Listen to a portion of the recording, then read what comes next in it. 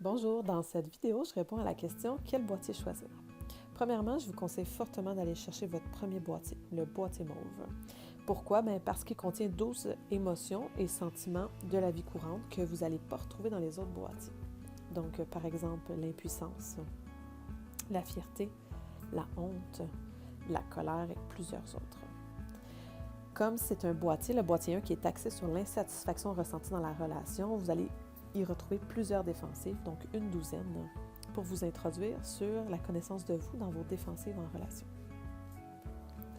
Une fois que vous allez avoir exploré ce qui cause l'insatisfaction dans vos relations proches de vous, c'est pas mal sûr que vous allez être intéressé à trouver comment prendre soin de vous, puis comment aller chercher plus de satisfaction. Et ça se passe avec le boîtier jaune. C'est grâce aux mécanismes de protection. Les mécanismes de protection, c'est les cartes oranges.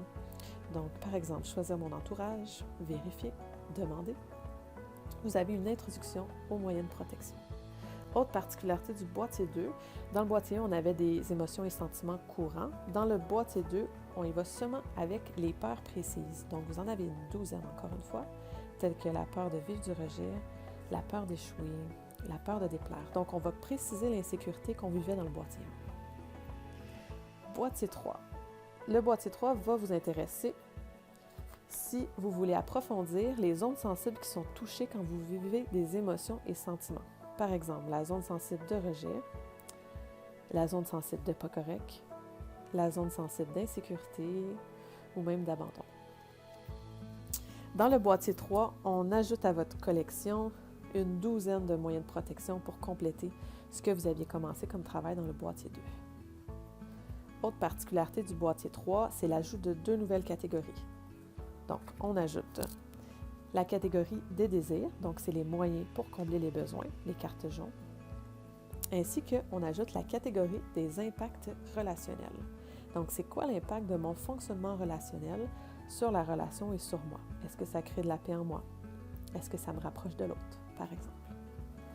Le boîtier 4 est particulier et unique en son genre parce qu'on va sortir du fonctionnement relationnel pur pour ajouter celui de l'autre personne. Donc, ça aborde les systèmes relationnels.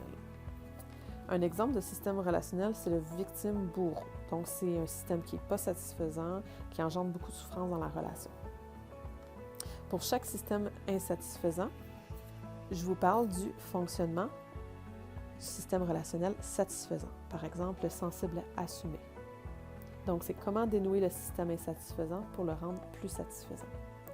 Donc, pour chaque système, vous avez 4 cartes incluant une carte définition du système insatisfaisant et du système non satisfaisant.